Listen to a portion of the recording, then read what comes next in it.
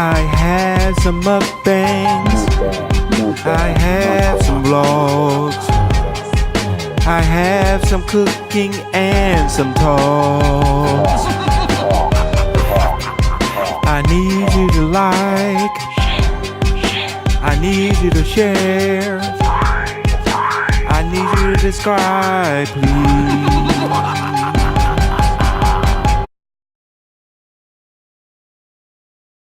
Decided to take you outside today. Something a little bit different, but same thing. Different, but the same. We on here with Queen of Trades. I need you to like, share, subscribe, and go ahead and support this channel. Today we're going to talk about leadership. I have a couple notes here. Basically, what are we defining? What is leadership? Leadership is anytime you are in front and people are following. Who is a leader? Anybody can be a leader. Kids, mom, dad, grandma, aunts, uncles, families, friends, strangers, anybody who decides to pick up the torch and people think you are worthy to follow, or you have adopted yourself as a leader and people must follow you. It's simple definition. How do we become better leaders? That part might be a little bit more difficult, but I have made it simple once again.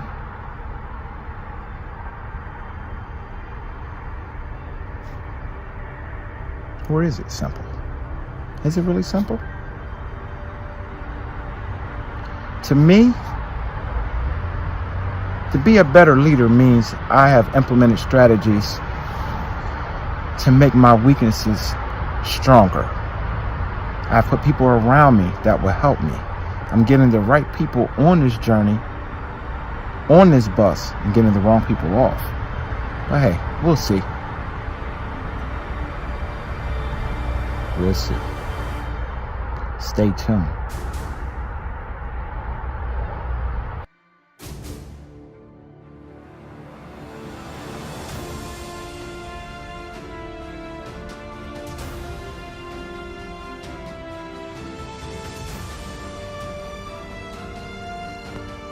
Immediately when I think about successful leaders, successful companies, because of those leaders, I think about the book Good to Great. It is a very good book. I actually have two of them. It's by Jim Collins, written in 2001. They have an audio version and they have a written version. This was a study of successful companies and how they got there. One of Jim Collins' quotes out of the book is, "Expending energy trying to motivate people is largely a waste of time. If you have the right people on the bus, they will be self-motivated." Wow. Interesting. The bus in this case is analogous to the people or organization you're leading. Collins basically states to get the right people in the right seats and the wrong people off of the bus, and then figure out where we're going. Develop a plan. Sometimes leading a group is made harder because of the people we have chosen to assist us. Be careful who you choose from the beginning. It's better to have the right people from the beginning than trying to figure out how to get those wrong people off the bus. Don't you think? Leadership is already difficult enough. If you want to be a great leader, remember this too. Do nothing out of selfish ambition or vain conceit. Rather do it in humility.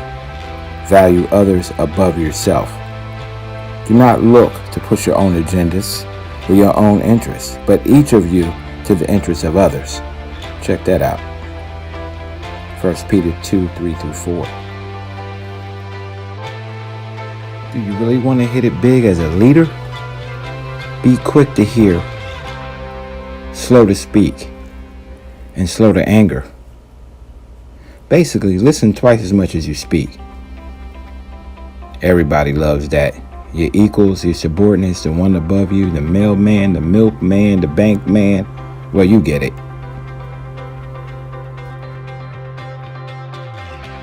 I'm sure I'll get a lot of agreement upon this one. You want to also be a great leader. Add this to your arsenal.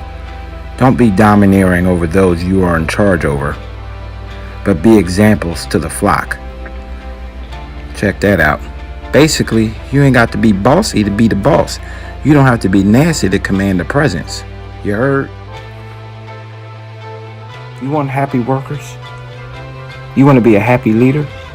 Pay the people when you're supposed to, whatever the agreement is. This scripture tells us, you shall not oppress your neighbor or rob him. The wages of a hired servant shall not remain with you all night until the morning. Come on, people. This is basic common sense. Basic ethics. You work, you eat. You don't work, you don't eat. Pay my money. Here we see again where it says pay them their wages each day before sunset because they are poor and are counting on it. Come on now.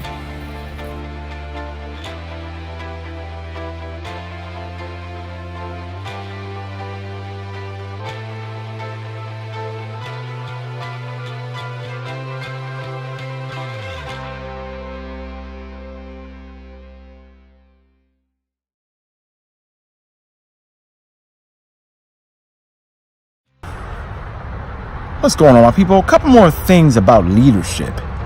Don't always have to be the smartest person in the room. That's annoying, it's unattractive, nobody likes it.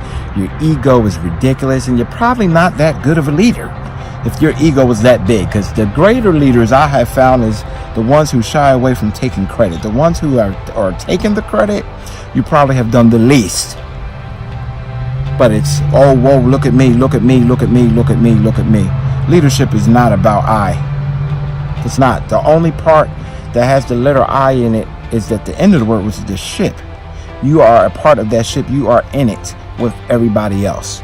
That's the only time you see I. There's no I in leader, is there? Not at all. Because it's about the people that is on the ship. That's the only time I should be in the ship. Huh? Look at your neighbor and say, I am in the ship. Oh, boy. I'm cracking myself up today. Okay, so let me wrap this part up real quick.